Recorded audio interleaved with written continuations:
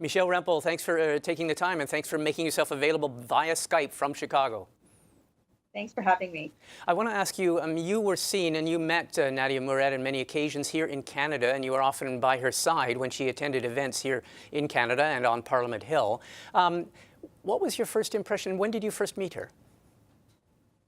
The Yazidi community in Canada, which was very, very small and still is small at the time, after they shared with me what had been happening in Iraq, suggested that we contact her. And this was shortly after her rescue, when she was just starting to speak out.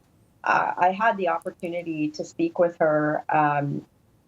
And at that point in time, what really struck me was how someone who had gone through this trial such a short time ago had the courage and strength and conviction to seek justice for her people and to ensure that others who were in her situation were freed. But what's been very encouraging for me to see, and I think the international community, is how she has blossomed in this role and, just achieve her objectives, and then also find personal happiness. She's engaged. It's just a real miracle, actually. And today's award for her is not just richly deserved, but I think it's also a call to action for the international community, that for somebody who has this level of courage and resiliency, that the world really owes it to get behind her and to ensure that the injustices that she's fighting against are rectified. You mentioned, the whole phenomena of watching her speak about the trauma that she went through. I mean, she was captured by the Islamic State. She was sold into slavery. She endured atrocities, including rape and physical abuse. And then she escaped in Mosul. And we just showed pictures of you and her on Parliament Hill in the middle of Parliament. Did you often shake your head and say, how can someone, you mentioned it, how can someone be making the transfer of cultures from what she'd gone through into press conferences and formal events? And there were events here for her in Ottawa where she was shepherded around very formal social events. I think the one thing that, knowing her, kind of catching my breath today, is that Nadia is often introduced by way of the trial that she has gone through, because it's core to her story. But today, what I think is wonderful is that she'll be introduced first as a Nobel Peace Prize winner. And that's remarkable, especially in such a short period of time. That trial that she went through will always be part of her and who she is and her struggle. But she really is an international leader. She's somebody that human history should remember and honor that, and honor her sacrifice and her resiliency by standing behind her cause. And not just, while today's award is wonderful and it's a recognition, it can't just be the only thing that the international community does. The genocide against her people is ongoing.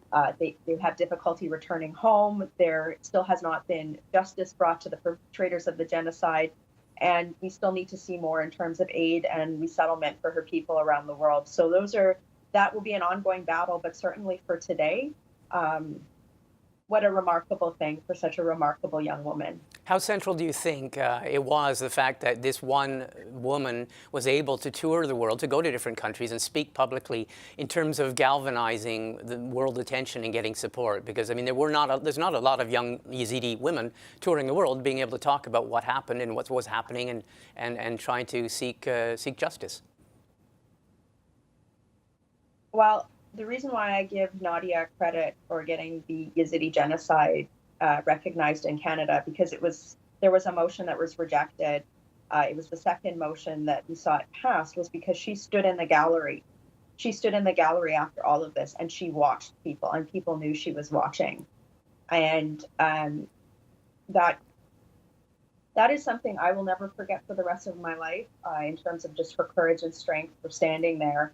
And then continuing to stand in the same place, in legislature after legislature around the world, at the UN, with NGOs. I mean, she is just relentless, and she is my hero. She's somebody that I look to every day in terms of there's no day that is so bad for me that I can't get inspiration from this woman on standing for what's right. And I think that she's just a phenomenal role model for anyone around the world. And I mean, that's what this award should be for. And she's a hero that finally got some recognition today. So Canada did commit to bringing Yazidis to Canada. There was a commitment by the government. How are we doing in terms of patriating those Yazidis who are a particularly victimized, particularly at-risk group? How are we doing in terms of record, and how many people have we brought over compared to what we committed to?